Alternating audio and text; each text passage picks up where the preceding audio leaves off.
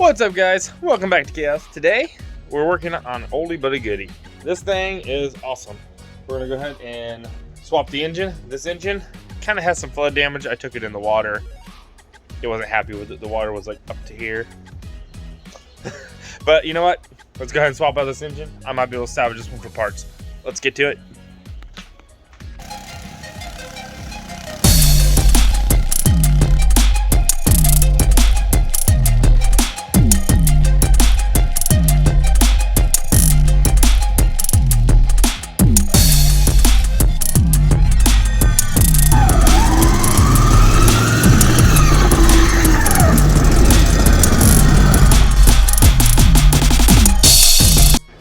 Okay, so what we're looking at here is my Suzuki. I believe this is like a 70, I believe. So what it's supposed to be is like a 70cc. Somewhere I have the numbers for it. Let's see if they're even readable. It looks like it says model 74. I don't know, there's a lot. I'm not sure if you can see any of this. Let's zoom in there. There we go. Kind of scratched, kind of beat up, but it's kind of cool. But it's technically a little street legal bike. These are like a miniature dirt bike. They're like your little, not quite a pit bike, but a little bit larger than a pit bike. It's got turn signals. I put all this on it. Everything worked about probably 2 years ago. I had everything working, but I've abused this thing a lot. This was my brake light. It might still work, I don't know. I did have a battery. Is the battery still in here? No, the battery's gone. I took it out. But it worked at one point. Everything was working. And last time I checked, it was wanting to kick over, but it wouldn't start. I don't know if it was a spark issue, what's going on, but we're going to go ahead and replace everything. Gut all the wiring out of it. Swap out the engine. I've got an engine. I'll show you what I got. Okay, so this is the engine we're putting in it. This is a, let's see if it says on here. I don't see where it says the actual CC. That's the brand. Usually you can see a little tag or something. I'm not seeing anything on this block. Okay, so maybe I won't be able to tell you the size. But the guy told me it was like 150cc. I don't know. He might have been wrong. But he said the engine was like brand new. They put it on a go-kart or something. And they didn't even drive it. They never finished the build. But it's a 4-speed semi-auto transmission, so it has no clutch. So you just tap it and it shifts. So this thing might actually haul some butt. And it's a kickstart, so we don't have to worry about electric start. And all the wiring, he said, is already on here to make it run. He said you can actually bump it over and start it up. It's got a kill switch, a key, and a CDI. I think it's a CDI. I don't know. And then you have your spark coil. That needs to be grounded. So we need to ground that somewhere on here. And you can probably start this thing up and actually get to run.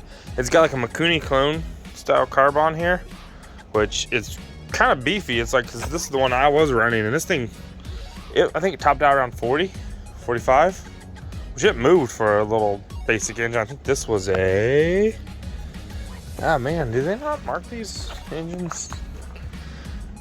They might not. I don't know. It used to say it like right here. It'd have like numbers on there. These are unmarked figures.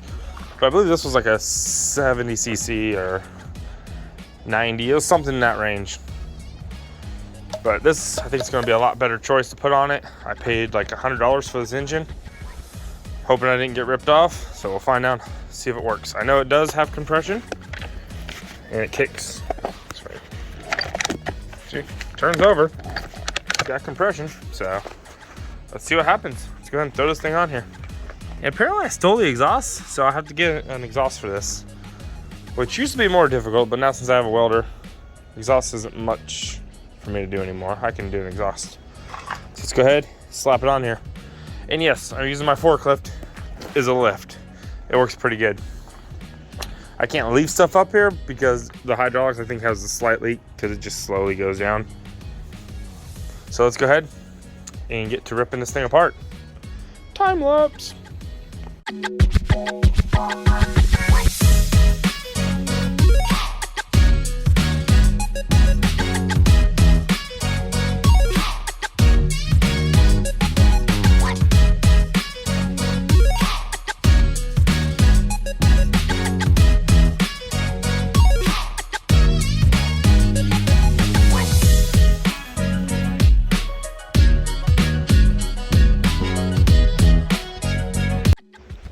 Okay, so I got the new engine installed. That didn't take too long. I do have to make sure everything's gonna work okay. So far on this side, I noticed the shifter might be up too high, so I might need to drop it down this way. You just have to unscrew the little bolt right here and take it off, slide it. It's pretty simple. And once I know that's all good, I'm going to check the fuel tank, make sure it's all good. Ignore this, that's kind of like a faux tank now. I just wanted this look, but I actually have a metal fuel tank inside of that fuel tank, which I'm hoping is still good. It looks a little crispy. Get in there and take a look at it real quick. Oh yeah, she's definitely crispy. Great. So, that's a problem. If it's too bad, I'll just remove it. It's just one of those cheap little tanks you buy on, I think it's eBay or Amazon. And I'll just replace it. But I don't know. It might not be too bad. We'll try flushing it, see if it does anything. I have a filter, so nothing's gonna get into the carburetor. All right, so I have to take this cover off so I can get my chain put on because the gear's right here. And then we should be almost ready to take it down and see if it's gonna start after I put a little fuel in it. And I gotta ground a couple wires. The engine's grounded, so we just have to bolt this somewhere wherever I want it, which I don't know exactly where I want it. I might just take the old stuff off. I just got done gutting all the wiring. You can see the mess over here. Right here's the other coil, which was good. It's actually not too bad looking. I might see what it's gonna take just to use this coil. That wire looks like it's been fried. So that might have been what was wrong with that bike. That engine, not bike. But so that engine might be good. Might just had a bad coil wire. Kind of funny. So I might try checking that engine out a little bit. And after we get that hooked up, I think that's the only ground we have to hook up. So I might just bolt this one right here. That might work. Drill a hole right there and just bolt it up. All right, so let's get back to it.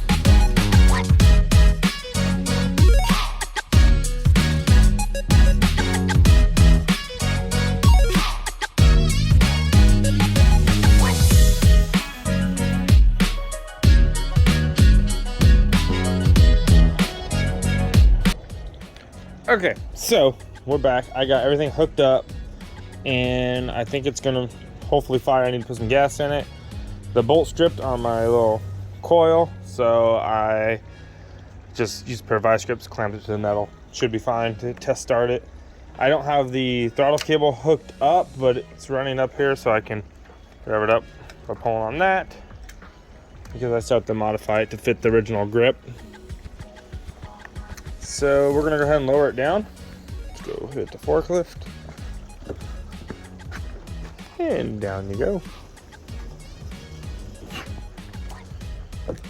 Now let's get some gas in this thing and see if it's gonna fire.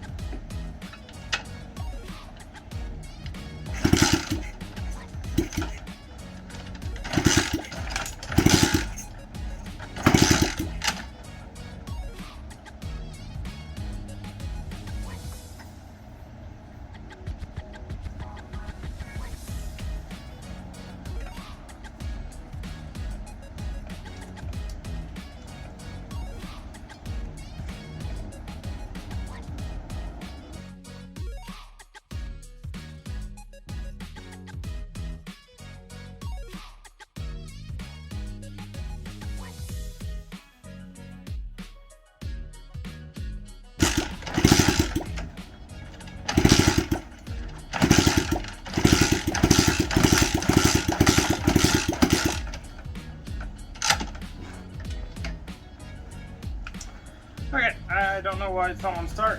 I can figure that out. Let's get to it. Okay, so I figured it out. We are not getting any spark.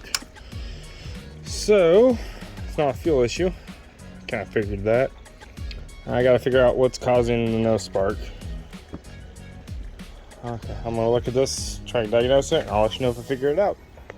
Okay guys, I went through everything on this and I'm still not getting spark, so I'm just gonna throw some money into it. It's not gonna hurt it. I'm just gonna get all new wiring for it, because I think there's an issue with the wiring that came with it.